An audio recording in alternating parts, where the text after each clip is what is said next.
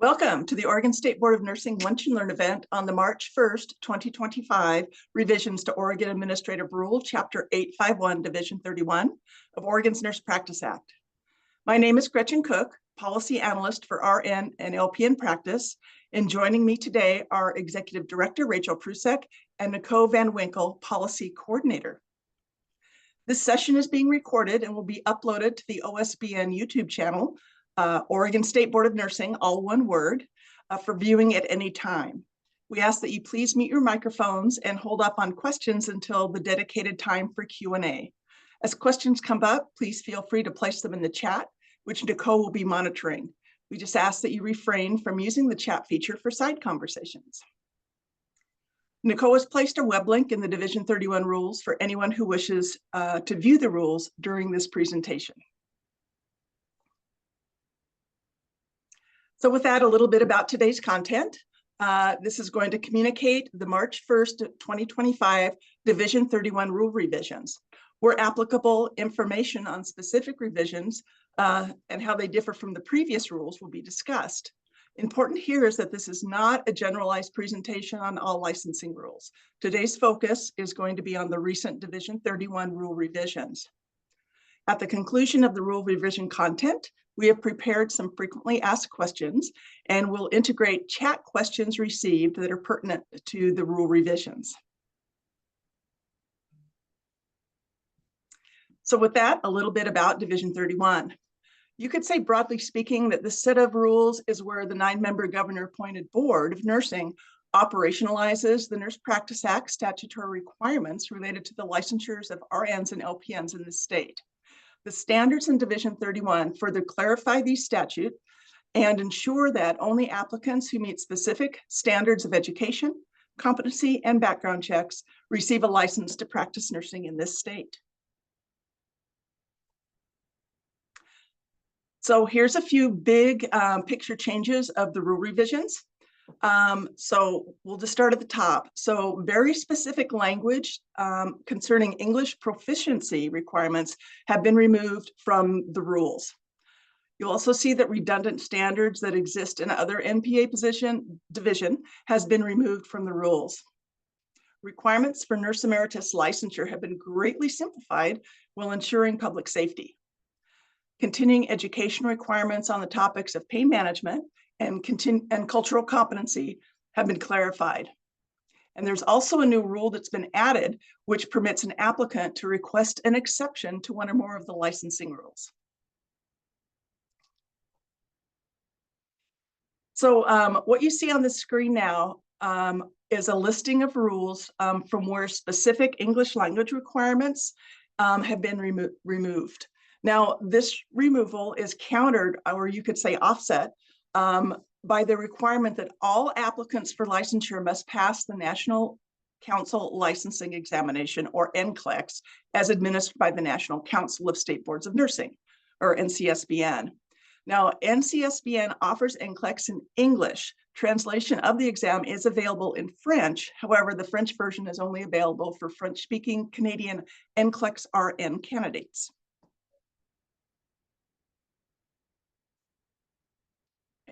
So rule number 6, this contains standards on general eligibility requirements applicable to initial applicants for license renewal and reactivation. So this is the first of many rule numbers in which the standards that exist in other Practice Act divisions have been removed. So removed from this rule number are standards that identify applicants will be subject to a national fingerprint-based criminal background check and state-based criminal background checks. These standards exist and are found in Division 1 of the Practice Act. The recently revised rules clarify the board's discretion in conducting investigations based on an applicant's background check and on disciplinary actions that have occurred in another jurisdiction. Continuing education requirements on pain management and cultural competency content have also been clarified. Those interested can find the clarified rule language that's found here at 851-031-0006, sub 2 little d. Also removed from the rules due to redundancy was a standard that identified an applicant may be subject to a competency evaluation to assist the board in determination of the applicant's ability to practice safely. This board authority is located in ORS 678-113 and didn't need to be repeated in the Division 31 rules. Next up are changes into rule number 15, which contains general requirements for graduates of programs in the United States that have a designated NCLEX program code. For this applicant pool, the rule revisions remove the requirement that an applicant take NCLEX within 2 years of their graduation date. This is replaced with a standard allowing an applicant to take the NCLEX exam up to 4 times, regardless of their graduation date.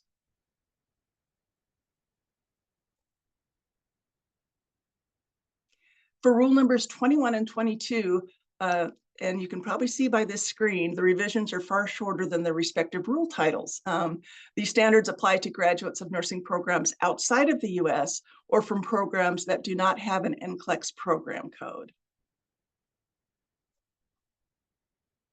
For both rule numbers, the revisions remove the requirements for an applicant to have their education credential evaluation that has been completed by a board-approved credentialing service be sent to the board directly from the credentialing service.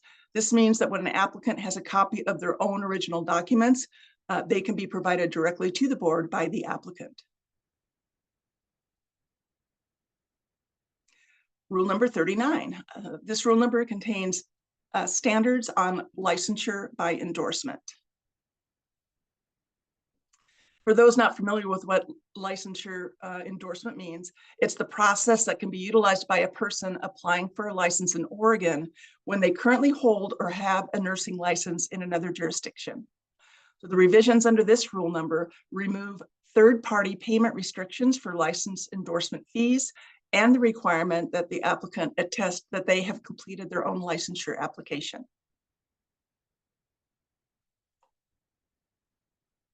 Rule number 52. This is a new rule number within Division 31. This one's pretty exciting. So this new rule number provides a mechanism for an applicant to make a licensing rule exception request to the board. And displayed on the screen is actually the rule language taken right out of Division 31, and it's really short and to the point, so I'm going to read this for you. So number 1, an applicant or licensee may, at the request of the board, make an exception to one or more of the licensing requirements described in OIR 851-031-0006 to 851-031-0051 on a form that is provided by the board. Number 2, the board considers each exception request on a case-by-case basis and may grant an exception request at its discretion, except the board will not grant any exception to a requirement that is established in statute.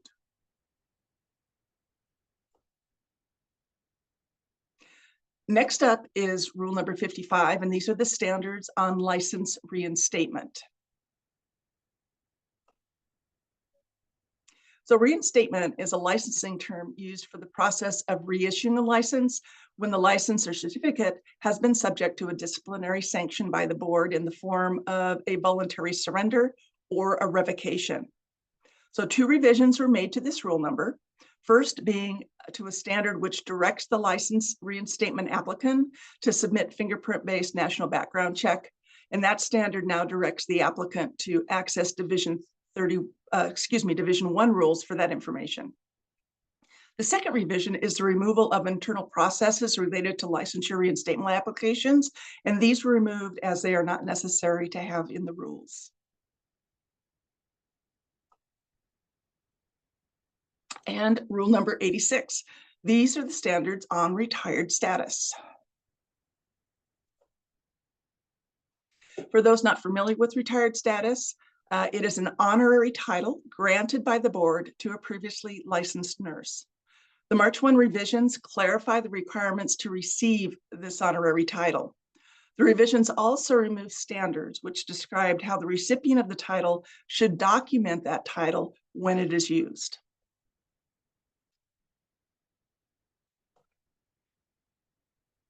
Rule number 87, Nurse Emeritus License Standards. Several revisions have been made to these rules. First are changes made to some of the competency requirements. So those who currently hold an emeritus license undoubtedly recognize the list of requirements on the left side of the screen. All of these have been removed from the rules, and this includes the attestation to 10,000 lifetime practice hours, attestation to 400 hours of nursing practice in the 2 years preceding one's application, and the submission of a continued competency plan identifying how competency specific to one's emeritus role will be maintained. Now, these requirements have been replaced by new competency requirements, and these consist of having completed 2 hours of cultural competency continuing education within 2 years immediately preceding the application, having completed 1 hour of pain management continuing education within 36 months immediately preceding the application, and attestation of 12 hours of nursing continuing education in the 12 months preceding the application. Additional revisions allow for an applicant from any jurisdiction to apply for an OSBN issued emeritus license, providing that applicant's regular license has been retired with the nursing regulatory body issuing license. And changes have been made to the duration of emeritus licensure and the associated fee. So a nurse emeritus license issued on or after March 1st is now valid for 1 year at a fee of $25. Previously, the emeritus license was valid for 2 years at a fee of $50. And also in this section, we see the removal of redundant criminal background standards, which currently exist in Division 1.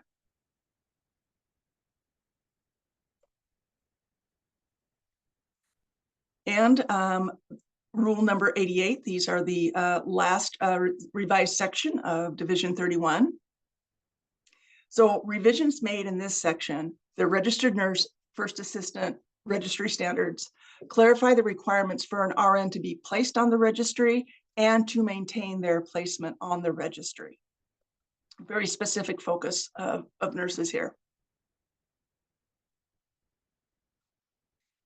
Okay, and that concludes the content of the revisions made as of March 1st, when the new rules were enacted.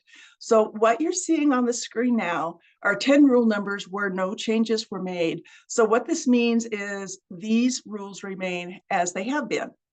Now, I do want to draw your attention to one of the rule numbers, and that is rule number 61, and that is application for re-entry into practice and re-entry options.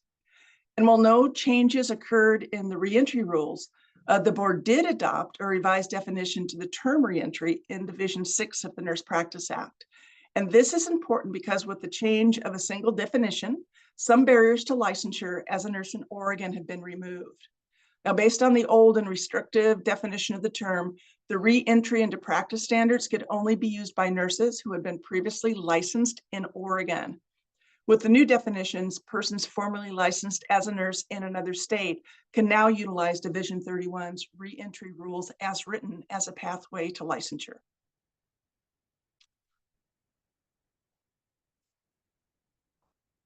So with that, this brings us to the question and answer portion of our presentation, which will be facilitated by Director Prusik.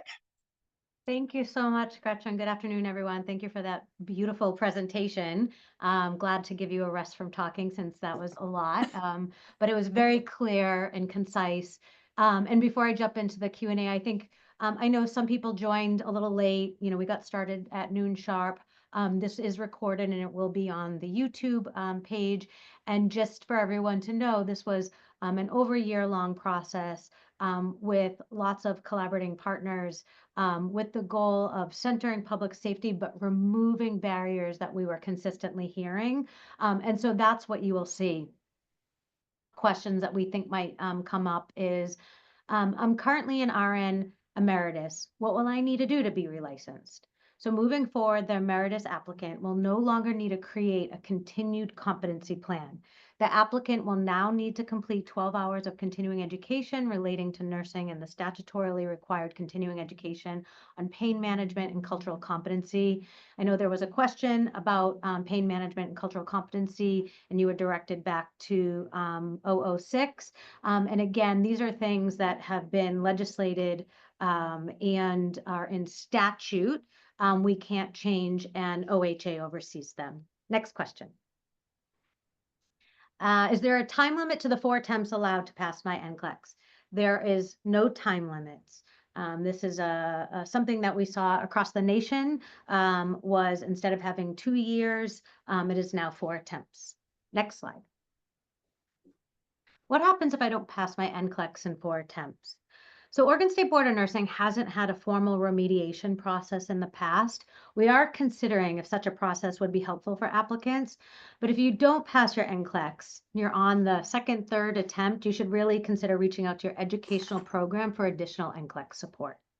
Next slide. What is the purpose of the new rule on requesting exceptions? So Oregon State Board of Nursing recognizes the importance of standardization.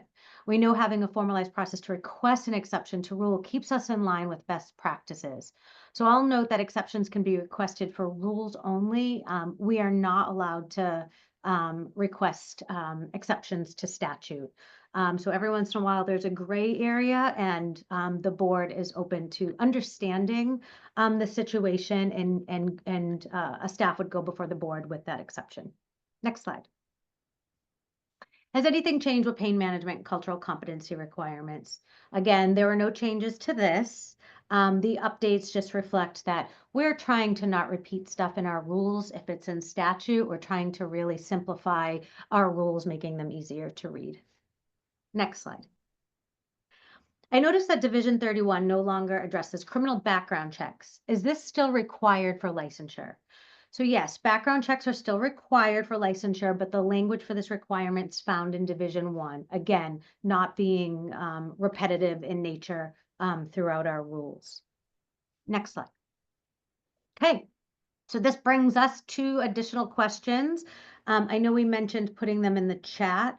I don't see any additional questions in the chat, but we can be silent for a few minutes for anyone to raise their hand, turn on your camera if you want, or again, just type it up in the chat.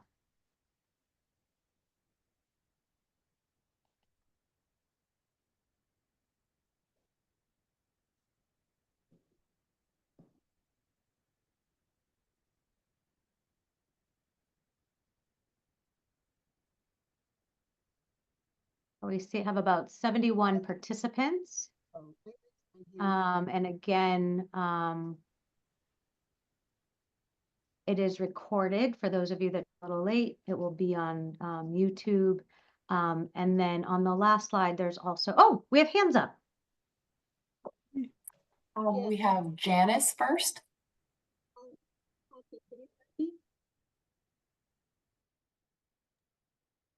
Hello? Yes, we can't hear. Oh, there you go. We can hear you now. Can you hear me? Yes. I was just going to say, I see 5 things on the chat.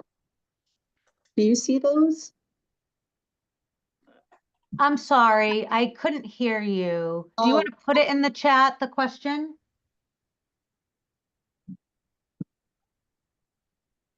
While we're waiting, I see George's hand is up also.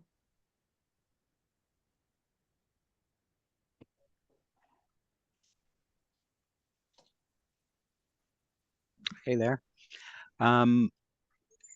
It was really interesting being part of the Rule Advisory Committee. The original document was pretty large, and I'm just curious, like as far as printed pages go, or some measurement, how much did it shrink? How much was it simplified? Because it seemed like the last time I looked at a draft, it was a lot smaller.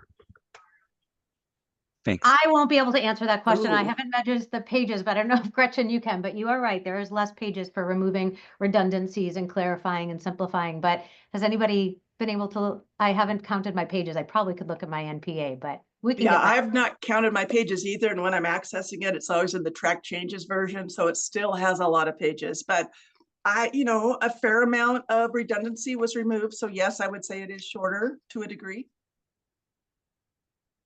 And then I see the question in the chat. Sorry, Nicole, if it's what is done if I need a license in another state as well as Oregon? So every state has their own process for application. So we have a process in Oregon, and whatever state you want to be licensed in, has an endorsement process, which often, reflects back to the state that you were licensed in for a connection, but you apply to both states. I don't know if there's anything you want to add to that, Gretchen. No, that's quite Okay. concise. So the question is, have we made headway with becoming part of the compact state of nursing? So that is not what this Lunch and Learn is about. This is very specific to Division 31. It has a very specific focus. If you want to move to the next slide, Nicole, my email is there. If anybody has questions, that is not on Division 31. And again, the Oregon State Board of Nursing does not pass the compact. That is a state legislature statute change that happens, and then we would then implement it. And I see another question. I apologize if this has been asked and answered. Fingerprints is only for new applicants, not existing. Yes.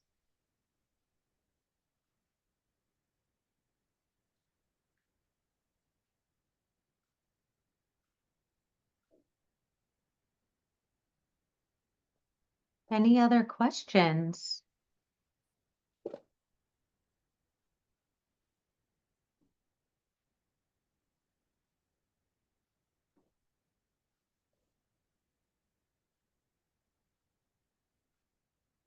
Gretchen, do you want to say any lasting words? No, I just appreciate everyone's time today, and like to George and others who participated on the Rule Advisory Committee. We appreciate your input along the way, and with the goal of our rules is public safety, and I think the changes made to these rules keep supporting us in that direction, and we look forward to engaging with all of you in the future on future rule developments and policy work. Yeah, thank you for that. Everything that Gretchen said, we appreciate our collaborative partners, and for those of you that were here to share with others that may be interested in the information. So thank you, and have a great day.